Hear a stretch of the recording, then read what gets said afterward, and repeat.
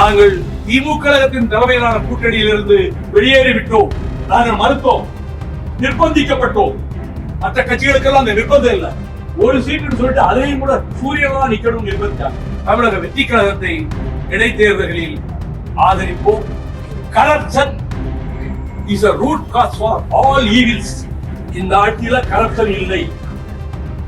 நான் ஒரு வார்த்தை சொன்னா 100 மடங்கு ஊதி பெரிதாக்கி இவருக்கு இதே வேலை நீங்க அட்டாக் பண்றதுக்கு உங்க பத்திரிகைகளும் ஊடகங்களும் தயாரா இருக்கிறது அனுபவத்தில் பார்த்துருக்கேன். நீங்க கேட்க நான் கேட்கறேன் பதில் சொல்லுங்க. இந்த ஒரு செந்தில் செல்வனை கொண்டு போயிருக்காங்களே, இது குதிரை பேரமா ஒட்டா பேரமா? நீங்க திமுகவுக்கு வக்காலத்து வாங்கினதுக்காக கேட்கிற கேள்விக்கெல்லாம் நான் பதில் சொல்ல முடியாது. பொதுக்குழுவில் திராவிட முன்னேற்ற கழகத்தின் கூட்டணியை விட்டு மறுமலர்ச்சி திராவிட முன்னேற்ற கழகம் உடனடியாக விலக வேண்டும், எக்காரணத்தை முன்னிட்டும் அதில் தொடரக்கூடாது என்ற கருத்தைத்தான் உரையாற்றிய அனைவருமே வலியுறுத்தி பேசினார்கள். இந்த கருத்து சொல்லப்பட்ட போதெல்லாம் அரங்கம் அதிர அனைவரும் ஒரு சேர கரவொலி எழுப்பி ஆரவாரம் செய்தார்கள். நாங்கள் இப்படி முடிவெடுப்பதற்கு முன்னதாகவே 2 நாட்களுக்கு முன்னதாகவே திராவிட முன்னேற்ற கழகத்தைச் சேர்ந்த முன்னாள் மத்திய அமைச்சர் எங்கள் இயக்கத்தை பற்றி கொச்சைப்படுத்தி சில சொற்களை வீசினார். நாங்கள் ஏற்கனவே விலகி போய்விட்டதாக அவர்களின் அமைப்பு செயலாளரும் அதற்கு 2 நாட்களுக்கு முன்னால் கூறினார். அனைத்துக்கும் மேலாக இப்பொழுது போட்டியிட்ட 4 இடங்களில் திராவிட முன்னேற்ற கழகத்தின் தலைமையிலான மதச்சார்பற்ற முற்போக்கு கூட்டணியில் நாங்கள் போட்டியிட்ட 4 இடங்களில் கடையநல்லூர் தொகுதியிலும் சீர்காழி தொகுதியிலும் நாங்கள் வெற்றி பெற்றிருந்தோம். சீர்காழி தொகுதியில் வெற்றி பெற்று தேர்ந்தெடுக்கப்பட்ட சட்டமன்ற உறுப்பினராகிய வழக்கறிஞர் செந்தில் செல்வன் அவர்கள் நேற்றைய தினத்திலேயே அவருக்கு உயர்நிலை குழுவுக்கு சிறப்பழைப்பு அனுப்பப்பட்டிருந்தும் அவர் அதில் பங்கேற்கவில்லை. ஆனால் ஊடகங்களுக்கு கொடுத்த பதிலில் தான் மறுமலர்ச்சி திராவிட முன்னேற்ற கழகத்தில் நீடிக்கவில்லை என்றும் திமுக கழகத்திலே இணைந்து விட்டதாகவும் அவர் நேற்றே கருத்து கூறிவிட்டார். கடையநல்லூர் தொகுதியிலே தேர்ந்தெடுக்கப்பட்ட வழக்கறிஞர் திமு ராஜேந்திரன் அவர்கள் இந்த பொதுக்குழுவில் பங்கேற்கவில்லை, கலந்து கொள்ளவில்லை. ஆனால் பொதுக்குழு நடந்து கொண்டிருக்கின்ற பொழுது ஒரு பதிவை அனுப்பினார். அதில் தான் மறுமலர்ச்சி திராவிட முன்னேற்ற கழகத்திலேயே நீடிப்பதாகவும் மறுமலர்ச்சி திராவிட முன்னேற்ற கழக பிரதிநிதியாகத்தான் தான் சட்டமன்றத்தில் செயல்பட போவதாகவும், எனவே தான் வர இயலாமையை தவறாக எடுத்துக்கொள்ள வேண்டாம் விதத்தில் அவர் பதிவு அனுப்பியிருந்தார். அவர் அனுப்பியிருந்த பதிவை பொதுக்குழுவிலே நான் தெரிவித்தேன். அவர் மறுமலர்ச்சி திமுக கழகத்தில் இருந்து தான் விலகவில்லை என்ற கருத்தை பதிவு செய்திருக்கிறார். சட்டமன்ற நடவடிக்கைகளில் எவ்வாறு தான் நடத்தப்பட போகிறோம் என்பதை பொறுத்து அவர் முடிவு மேற்கொள்ளப் போவதாகவும் சூசகமாக அந்த பதிவிலே சுட்டிக்காட்டியிருக்கிறார்.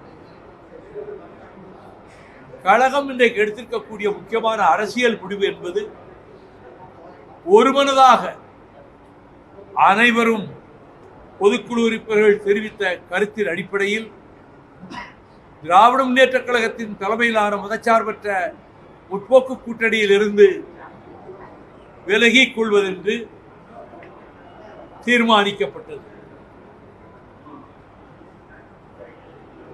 அதே நேரத்தில் இந்த விலகலை குறித்த விளக்கத்தை தருகின்ற வேளையில் நான் ஒன்றை குறிப்பிட்டேன். பாரதிய ஜனதா கட்சியினுடைய ஆதிக்கம் தமிழகத்திலே ஊடுருவிவிடக் கூடாது என்பதற்காகத்தான் கடந்த 9 ஆண்டு காலமாக திராவிட முன்னேற்ற கழகத்தின் தலைமையிலான கூட்டணியில் நாங்கள் உறுதியாக இருந்தோம். எந்த இடத்திலும் அரசை ஒரு சொற்கூட நாங்கள் விமர்சித்தது கிடையாது. திராவிட முன்னேற்ற கழகத்தின் தலைமையை முதலமைச்சர் பொறுப்பிலே இருந்த மாண்புமிகு சகோதரர் தளபதி ஸ்டாலின்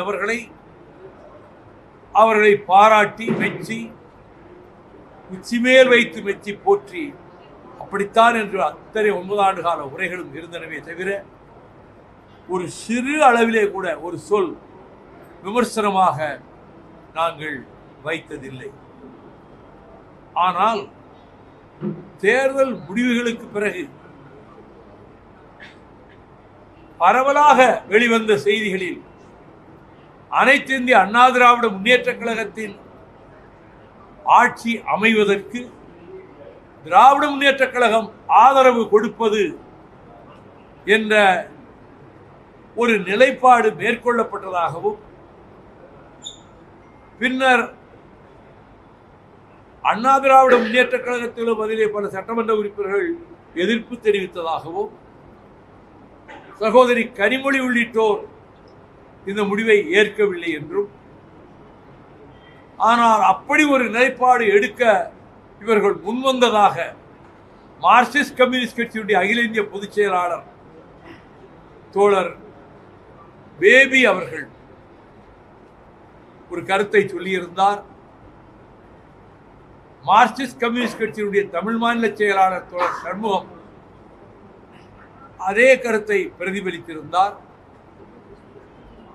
இந்திய யூனியன் முஸ்லீம் லீக் சார்பிலும் இப்படி ஒரு கருத்து உலவியது என்பதை அவர்களும் குறிப்பிட்டிருந்தார்கள். அது அப்படி ஒரு நிலைப்பாடு எடுக்கப்பட்டது உண்மையாக இருக்குமானால் அதைவிட மிகப்பெரிய பொலிட்டிக்கல் ஃப்ராட், அரசியல் மோசடி வேறொன்று இருக்க முடியாது. வடதுருவம் தென் துருவமாக இருந்தது மட்டுமல்ல, மக்கள் கழகம் எம்ஜிஆர் தொடங்கிய கட்சி அண்ணா திராவிட முன்னேற்ற கழகம், அது பல குற்றச்சாட்டுகளுக்கு திராவிட முன்னேற்ற கழகத்தால் குற்றச்சாட்டுகள் தொடுக்கப்பட்டு அதற்கு பிறகு திராவிட முன்னேற்ற கழகம் ஆட்சி பொறுப்புக்கு வந்தது. திராவிட முன்னேற்ற கழகத்தை மிக கடுமையான குற்றச்சாட்டுகள் அதிமுக வைத்தது. அப்படியானால் இப்படி ஒரு நிலைப்பாடு எந்த பின்னணியில் எடுக்கப்பட்டது, எதற்காக எடுக்கப்பட்டது, என்ன காரணத்துக்காக எடுக்கப்பட்டது என்பது வெறும் புதிராகத்தான் இருக்கிறது. இப்படி ஒரு நிலைப்பாட்டை மேற்கொள்ள முயன்றார்கள் என்று அறிந்த மாத்திரத்திலேயே இனி திராவிட முன்னேற்ற கழகத்தோடு தோழமை நீடிப்பது சாத்தியமற்றது என்ற முடிவுக்கு நாங்கள் வந்தோம். எங்கள் இயக்கத்திலே இருந்து வெளியேறிய முன்னாள் துணை பொதுச் செயலாளர் அபாண்டமான குற்றச்சாட்டுகளை, பழிகளை என் மீதும் எங்கள் குடும்பத்தின் மீதும் தொடர்ந்து தொடுத்துக் கொண்டே இருந்தார். நான் அதை அலட்சியப்படுத்தி விட்டேன். ஆனால் தினகரன் ஏட்டில் திராவிட முன்னேற்ற கழகத்தின் அதிகாரப்பூர்வமற்ற ஆதரவாகிய தினகரன் ஏட்டில் மாறன் சகோதரர்கள் நடத்துகின்ற தினகரன் ஏட்டில் 4 நாட்களுக்கு முன்பு ஒரு முழு பக்கத்தில் அரை பக்கம் மஞ்சள் வண்ணம் தடவப்பட்ட சொற்களில் அப்பட்டமான பொய்களை, அபாண்டமான அவதூறுகளை நான் விஜயிடம் 50 கோடி வாங்கிவிட்டேன் என்று, கோடி கோடியாக நான் எங்கள் குடும்பத்தாரும் திருச்சி எம்பியும் சம்பாதித்து விட்டோம் என்றும் பொய்ப்படி கூறியதோடு மட்டுமல்ல, அவர் ஓஎம்ஆர்ல இருக்கக்கூடிய ஒரு 114 பிளாட்டுகளை கொண்டிருக்கக்கூடிய அந்த அமைப்பில் ஒரே ஒரு பிளாட், ஒரு 3 அறை கொண்ட பிளாட் ஒரு 8-9 வருஷத்துக்கு முன்னால புக் பண்ணி அதை வாங்கியிருக்கிறார். ஒரு பிளாட், 114 பிளாட் இல்லை. ஆனால் அந்த 100க்கும் மேற்பட்ட பிளாட்டுகளை கொண்ட மொத்த கட்டிடமும் துரை வைகோ வாங்கிவிட்டார், அதான் அவர் கட்டிவிட்டார் என்ற அபாண்டமான ஒரு பொய்யையும், அண்ணா சாலையிலே மிக பிரமாண்டமான கட்டிடங்கள், மாளிகைகள் நாங்கள் வாங்கிவிட்டோம் என்றும், அவர் ஓஎம்ஆர் அவர் கட்டியிருக்கிற வீடு சாதாரணமா அரசு ஊழியராக இருக்கிறவரே அப்படி ஒரு வீடு கட்டுறார். ஏற்கனவே 105 ஆண்டுகளுக்கு முன்பே, 103 ஆண்டுகளுக்கு முன்பே 10 கல் தொலைவுக்கு தெரிகின்ற அளவுக்கு 3 மாடிகளை கொண்ட அரண்மனை போன்ற வீட்டை என் பாட்டனார் கட்டியிருக்கிறார். பூர்வீக சொத்துக்கள், ஏராளமான நிலபுலன்கள் இருந்து பலவற்றை விற்றிருக்கிறேன் நான். கோடிக்கணக்கான ரூபாய் மதிப்புள்ள சொத்துக்கள் சங்கரங்கோவிலே ஒரு ரதவதியிலிருந்து மறு ரதவதி வரை இருக்கக்கூடிய அந்த கட்டிடத்தையும் நான் விட்டிருக்கிறேன். ஒரு திரையரங்கத்துக்கு பக்கத்தில் இருக்கக்கூடிய 2.25 ஏக்கர் இன்னைக்கு 30-40 கோடி போகும், அதையும் விட்டிருக்கிறேன். சொத்துக்களை நான் விட்டிருக்கிறேன். சொத்து கணக்கை 96லேயே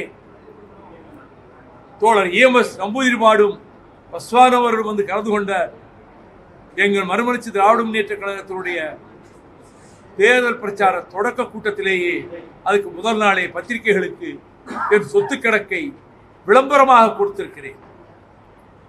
இப்படி அபாண்டமான பொய்களை, வழிகளை சுமத்துவதற்கு மறைமுகமாக அவரை இயக்குவது யார் என்பது எங்களுக்கு நன்றாக தெரிந்தும் விட்டது, புரிந்தும் விட்டது. அவர்கள் அவரை பயன்படுத்துகிறார்கள்.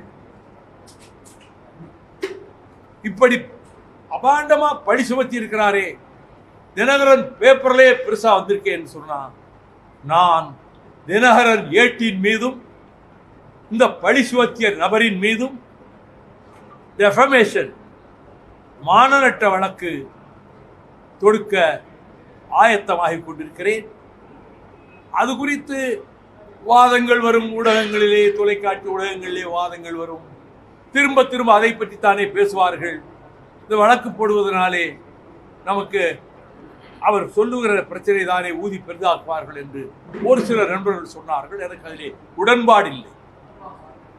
இதன் மீது சொல்லப்பட்ட குற்றச்சாட்டுகள் பொய், அபாண்டமான அப்பட்டமான பொய் என்கிற போது வழக்கு தொடுப்பது தானே சரி. இவர் இது உண்மை இல்லைன்னு சொன்னால் இவர் கேஸ் போட வேண்டியதானே என்ற கேள்விதான் எழும். ஆகவே வழக்கு தொடுப்பேன். எந்த ஆதாரமும் இன்றி அபாண்டமான வழிகளை அவர் சுமத்துவதற்கு ஊக்குவித்துக் கொண்டிருப்பதிலே பின்னணியிலே ஓரிருவர் இன்னொரு கூடாரத்திலே இருக்கிறார்கள் என்பது நன்றாக நான் உணர்கிறேன். அதை நாங்கள் பெரிதாக எடுத்துக்கொள்ளவில்லை. முன்பு ஜெயலலிதா அவர்களிடம் கோடி கோடியாக பணம் வாங்கிவிட்டது என்று ஒரு அபாண்டமான செய்தியை ஒரு தரப்பிலே இருந்து முன்பு பரப்பினார்கள். இவையெல்லாம் ஒரு சதவீதம் கூட உண்மை கிடையாது. I have kept and maintained my honesty and integrity. அதை chief justice of the Madras high court justice Liberhan Sterlite case நடந்துகிட்டு இருக்கும்போது நான் தன்னலத்துக்காக இந்த வழக்கை தொடுக்கவில்லை என்றவுடன் சீஃப் ஜஸ்டிஸ் லிபரான் ஓப்பன் கோர்ட்ல சொன்னார், there is no need for anybody to vouch for your honesty and integrity which is known to everybody. எல்லோருக்கும் தெரிந்தது உங்கள் நேர்மையும் நாணயமும், அதுக்கு யாரும் நற்சான்றிதழ் வழங்க தேவையில்லை என்று தலைமை நீதிபதியை சொல்லுகிற அளவுக்கு என் பொது வாழ்வில் நேர்மையை, நாணயத்தை நான் கடைபிடித்து வருகிறேன். உலக கோடீஸ்வரர்களில் ஒருவராகிய one of the billionaires of the world, Mr. Anil Agarwal, CMD Vedanta Groups, அவர் கோடி கோடியாக பணத்தை கொட்டி வீசக்கூடியவர்தான்.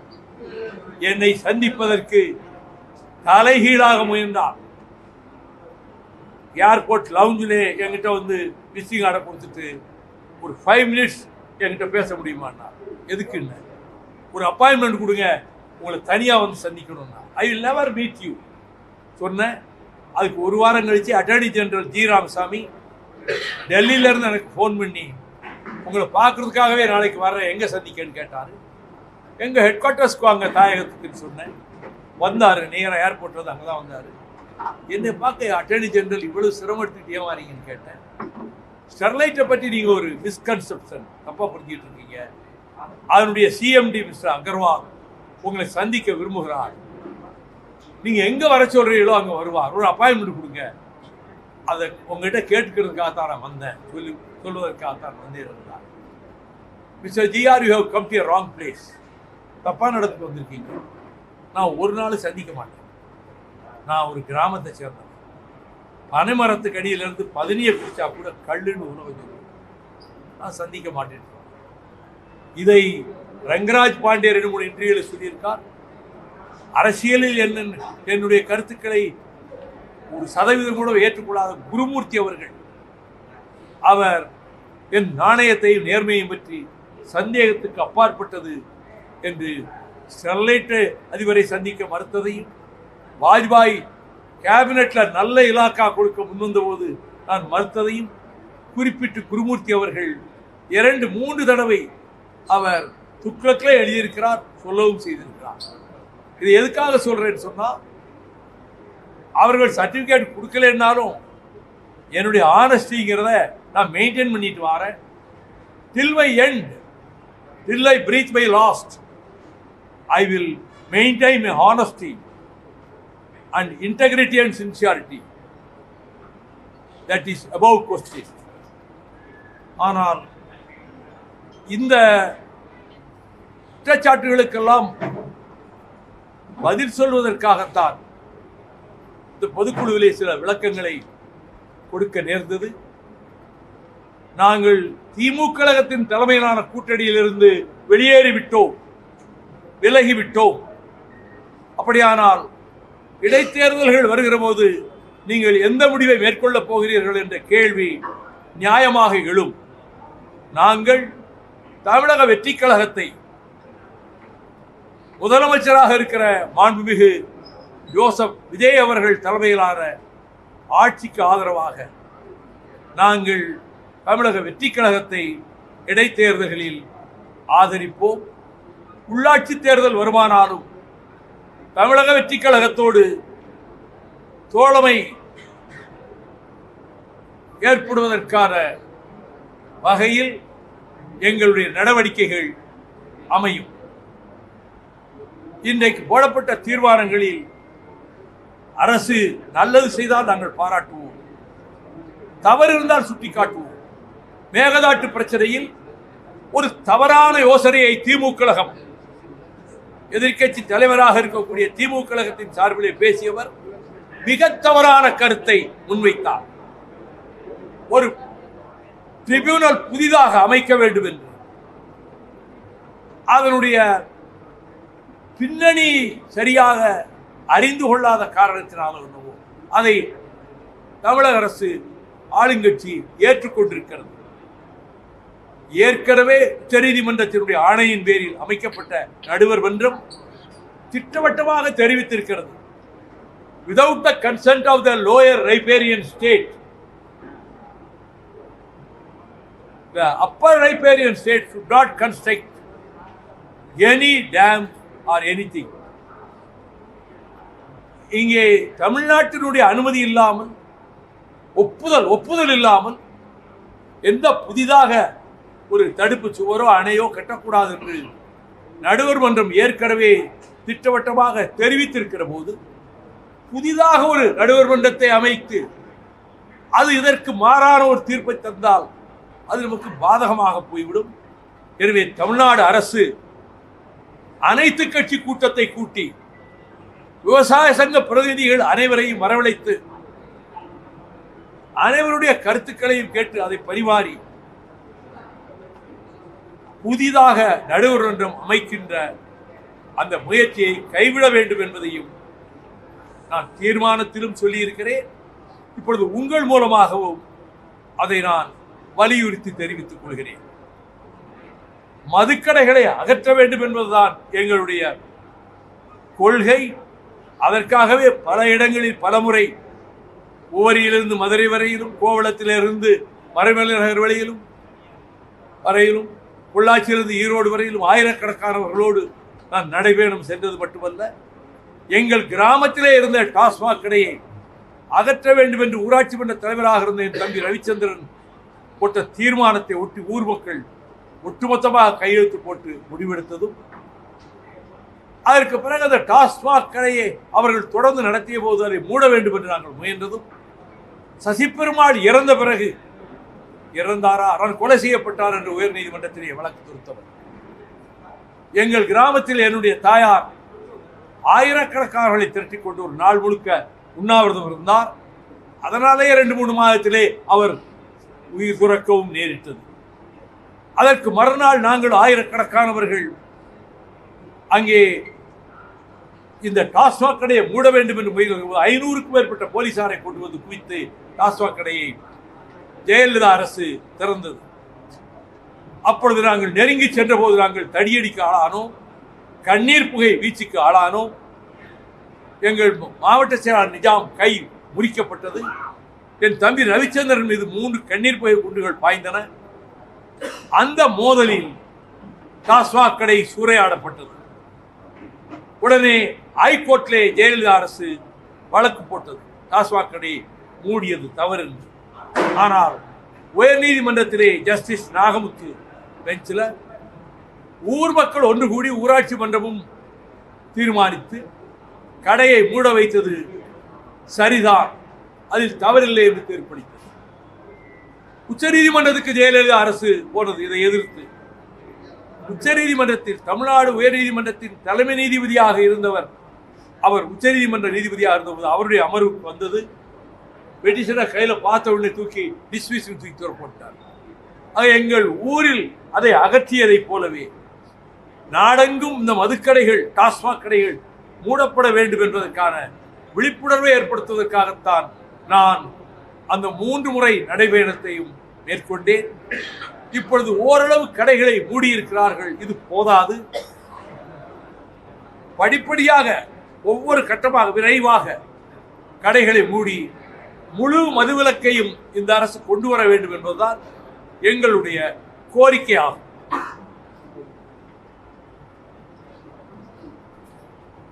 துப்புரவு பணியாளர்களை ஒப்பந்தக்காரர்கள் மூலம் நியமிக்கின்ற முறை அகற்றப்பட வேண்டும் என்று நாங்கள் கோரி வந்தோம். அரசு அந்த கருத்தை ஏற்றுக்கொண்டிருப்பதாக எனக்கு செய்தி கிடைத்திருக்கிறது. அப்படியானால் அது வரவேற்கத்தக்க முடிவு. ஒப்பந்தக்காரர்கள் மூலம் கொடுக்கக்கூடாது என்பதுதான் எங்களுடைய நிலைப்பாடு. நீங்க கேட்கறது கேள்வி.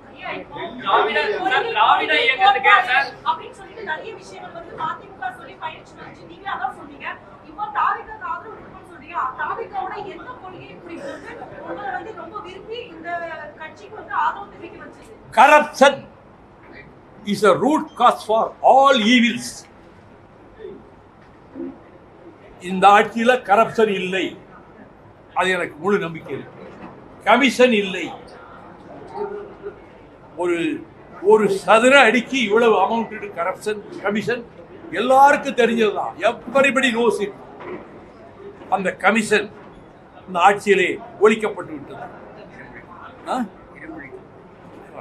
கமிஷன் ஒழிக்கப்பட்டு விட்டது.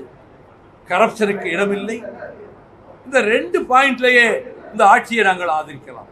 இடஒதுக்கீட்டை சமூக நீதியை பாதுகாப்பதில் உறுதியாக இருக்கிறது. இருமொழி கொள்கையை நிலைநாட்டுவதில், மும்மொழி கொள்கையை ஏற்றுக்கொள்ளாததில், அண்ணாவின் கொள்கையையே தாவேகா அரசு பின்பற்றுகிறது. இந்த காரணங்களால் நாங்கள் இந்த ஆட்சி மீது நாங்கள் திருப்தி அடைந்திருக்கிறோம், ஆதரிக்கிறோம்.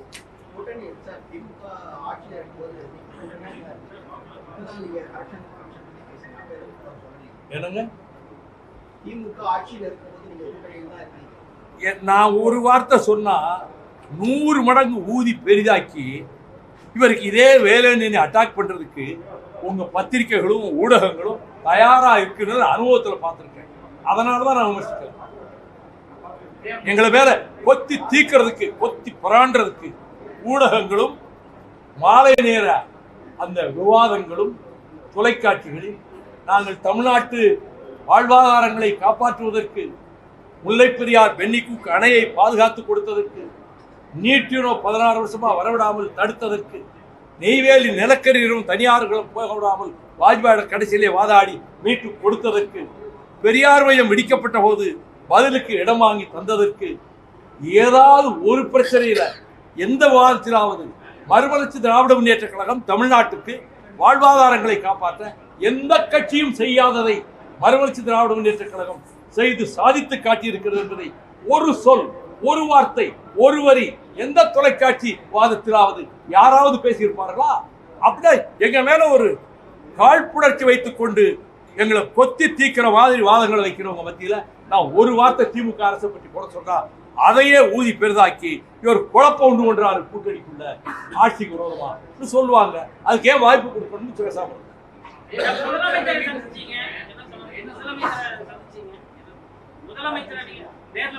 ஆமா சந்திச்சேன். இரண்டு எம்எல்ஏக்கள் ராஜினாமா பண்ணது நான் உங்களுக்கு தேர்தல் பிரச்சாரம் மேற்கொள்றேன் அப்படின்னு சொன்னாங்க.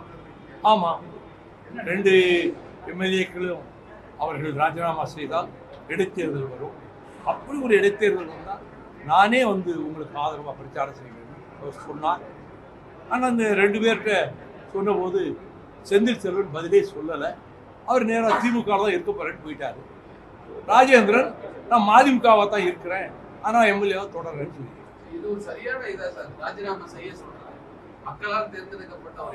ஒன்றும் தப்பு கிடையாது, தப்பு ஒன்றும் கிடையாது. குதிரை பேரம் யார் பண்றா? குதிரை பேரம் நடத்துகிற கட்சி எது? குதிரை பேரம் நடத்தித்தான் இப்ப ஒரு எம்எல்ஏ கொண்டு போயிருக்காங்களா அவங்க? அது குதிரை பேரமா ஒட்டக பேரமா? குதிரை பேரமா ஒட்டக பேரமா? அதுக்கு பதில் சொல்லுங்க. என் கேள்விக்கு பதில் சொல்லுங்க. தோழர் நீங்க கேள்வி கேட்ட நான் கேட்கிற கேள்விக்கு பதில் சொல்லுங்க.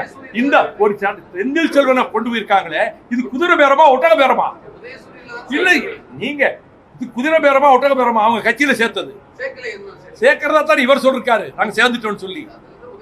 அது நீங்க திமுகவுக்கு வக்காலத்து வாங்கணுங்கிறதுக்காக கேட்கிற கேள்விக்கெல்லாம் நான் பதில் சொல்ல முடியாது. அதற்கெல்லாம் நான் பதில் சொல்ல தயாராக இல்லை.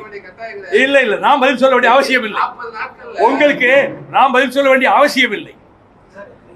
இல்லை, நீங்க என்ன நோக்கத்தோட கேட்கறீங்க தெரியும். அதிமுக சட்டமன்ற உறுப்பினர்கள் ராஜினாமா செஞ்சிருக்காங்க. பொதுவா மக்கள் என்ன நினைப்பாங்க சார்? ஏன்னா மக்கள் ஒண்ணும் நினைக்க மாட்டாங்க, நியாயம் நினைப்பாங்க. மக்கள் ஏத்துக்கிடுவாங்க.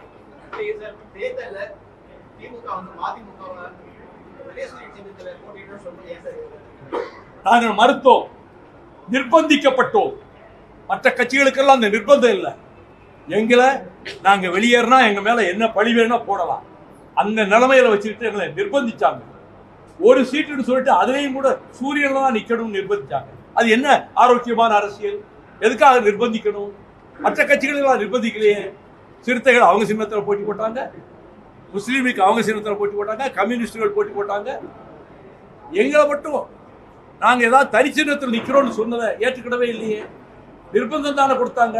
அப்படிப்பட்ட சூழ்நிலையிலே நாங்கள் ஏதாவது வெளியேறி இருந்தால், நாங்கள் விலக நேர்ந்திருந்தால், வைகோவுக்கு இதே வேலைன்னு சொல்லி என் மேல பாய்கிறதுக்கு ஊடகங்களும் பத்திரிகைகளும் தயாரா காத்துக்கிட்டு இருக்காங்க. ஆமா, அதனால அதுக்கு இடம் கொடுக்க வேண்டாம்னு அமைதியா இருக்கு. அது எதுக்கு அஞ்சாதவர்? மரணத்துக்கு அஞ்சாதவர், அவ்வளவுதான். அவை சொல்லுக்கு அஞ்சுகிறவர், படிச்சொல்லுக்கு அஞ்சுகிறவர்.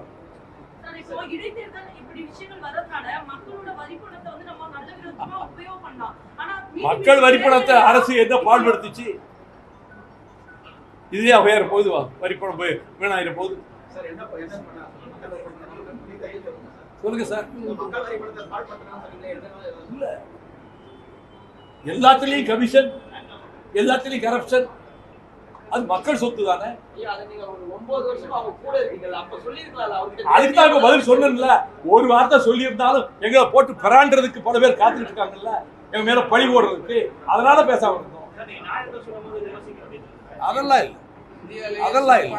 சொன்னா மற்றவங்களெல்லாம் விட்டுருவாங்க, எங்களை மட்டும் தனிமைப்படுத்தி அட்டாக் பண்ணுவாங்க. மற்ற கட்சிகள் என்ன வேணா பேசட்டும், ஏதாவது விமர்சிக்கிறீங்களா? அவங்க என்ன நிலைப்பாடு எடுத்தாலும் MDMKனா உங்களுக்கு கிள்ளுக்கு.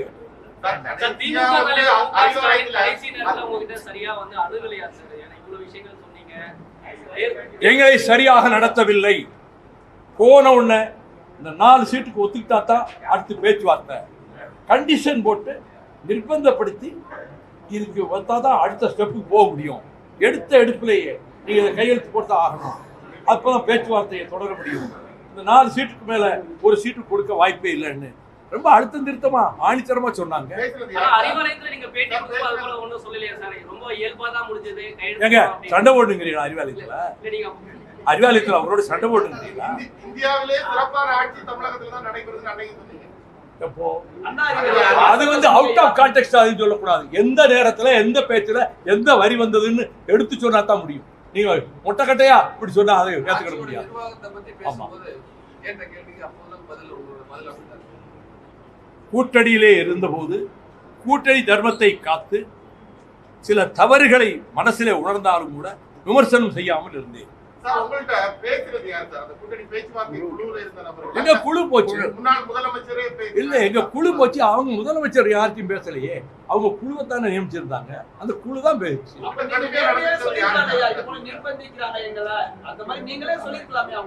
சொல்லல, சொல்லல, சொல்லல.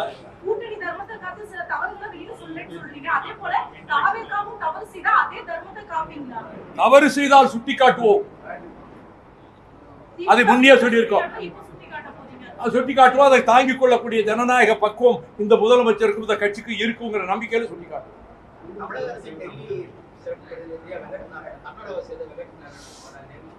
அது பற்றி எந்த கருத்தும் சொல்ல நான் விரும்பவில்லை.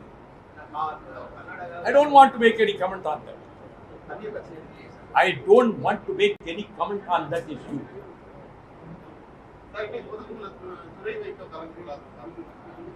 ஒரு முக்கியமான ஒருவருக்கு உடல் நலம் இல்லை, அவரை பார்க்கறதுக்காக மருத்துவமனைக்கு போய் திருச்சியில்.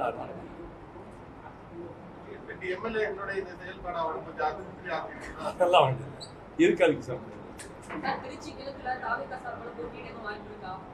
எங்க இல்லை, வாய்ப்பே இல்லை.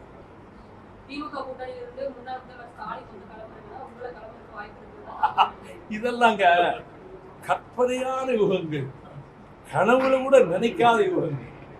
1% கூட அதுல வாய்ப்பு கிடையாது. வைகோவாவது அங்க போய் நிக்கிறதா, அதுவும் அவரை அதெல்லாம் தவறு நான் செய்ய மாட்டேன். கல்யாண நிகழ்வுல கலந்துக்கிட்டப்போ முன்னாள் முதலமைச்சர் உங்களை கண்டுக்கவே இல்லை, சீமான கையெழுத்து பேசிட்டு இருக்காரு. ஒரு 5 ஆண்டுகள் அவங்களுடைய ஆட்சியில நீங்க ஒரு கூட்டணி கட்சியா இருந்து சிறப்பா அவங்க தோழமையா இருந்தீங்க அப்படின்றத நீங்க பேசிருக்கீங்க. என்ன சார் நடந்துச்சு? ஒண்ணும் நடக்கல. பொதுக்குழுவுல பேசுற எல்லாத்துக்கும் பதவுரை, பொழிப்புரை, விளக்க உரையெல்லாம் பத்திரிகையாளர் கொடுக்க முடியாது. திராவிட இயக்கத்தினுடைய திராவிட சித்தாந்தங்களை அடுத்த கட்டத்துக்கு திமுக எப்படி செயல்படுறாங்க? பல விமர்சனங்கள் இப்படி வச்சிருக்கீங்க. 2017 மதிமுக திராவிட கொள்கையை பாதுகாப்பதற்காக தான் திமுகவோட போறோம், கொள்கை கூட்டணின்னு சொன்னீங்க. இப்போ திமுக எப்படி செயல்படுது? எந்த பிஜேபி இந்துத்துவ சக்திகள் இங்கே நுழையக்கூடாதுன்னு சொல்லி முடிவெடுத்தோமோ அந்த சக்திகளோடு சேர்ந்து கூட்டு வச்சு கூட்டணி அமைச்சு தேர்தலை சந்தித்த அதிமுகவை ஆட்சிப்படத்திலே அமர வைப்பது, அதுக்கு ஆதரவு கொடுப்பது என்ற ஒரு நிலைப்பாட்டுக்கு திமுக வந்தது என்பது உண்மையாக இருக்குமானால், இது இந்த கருத்தை பலரும் சொல்லியிருப்பதனால நாங்கள் எப்படி அவங்களோட கூட்டம் தொடர முடியும்?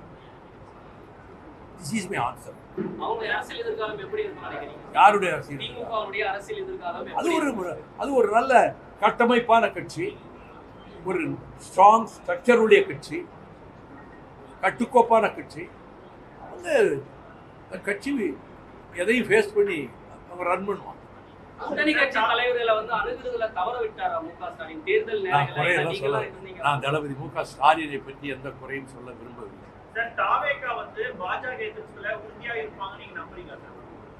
நம்புகிற வரைக்கும் ஆதரிச்சுக்கிட்டு இருப்போம், மாறுபட்டு போனா எதிர்ப்போம். கொளத்தூர்ல திமுக தலைவர் ஸ்டாலின் தோத்ததுக்கு காரணமே நீங்க என்ன நினைக்கிறீங்க? மக்கள் தான் காரணம், தமிழ்நாட்டுல வாக்காளர்கள் தான் காரணம்.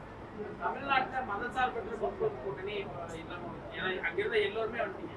தாவேகா தலைமையில புதிய கூட்டணியை எப்படி உருவாக்க போறீங்க? நான் உருவாக்க போறது இல்லையே, நான் அப்படி சொல்லவும் இல்லையே. அப்படி ஒரு கூட்டணி அமைக்க போறோம் நான். இல்ல அதுக்கான முயற்சி எல்லாம் இருக்கு. ஐ ஆம் எ ஸ்மால் மேன். அப்படியெல்லாம் நினைக்கிற அளவுக்கு நான் பெரிய ஆள் கிடையாது. இந்தியா கூட்டணியில எந்த மாதிரியான நிலைப்பாடு இருக்குமா? இந்தியா கூட்டணியில We are also one of the constituents of India bloc, India Alliance. They have invited me to participate. அவங்க இன்வைட் பண்ணாங்க. கேசி வேணுகோபால் ஃபோன் பண்ணாரு, நசீர் ஹுசேன் ஃபோன் பண்ணாரு.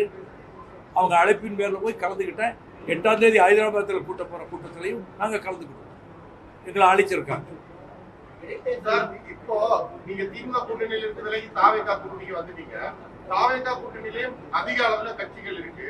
வரக்கூடிய தேர்தல் காலங்கள்ல உங்களுக்கான பிரதிநிதித்துவம் கரெக்டா கிடைக்கும்னு நினைக்கிறீங்களா? ஏங்க எங்கேயோ உள்ள வியூகங்களுக்கு இப்போ போறீங்க. நாளை நடப்பதை யார் அறிவார்? அதை இப்படிக்க சொல்லுங்க. இடைத்தேர்தலில் மதிமுக போட்டியிடும். சொல்லுங்க. இடைத்தேர்தலில் மதிமுக நாங்கள் போட்டியிட மாட்டோம். எந்த தொகுதியிடும்? நாங்கள் போட்டியிட மாட்டோம்.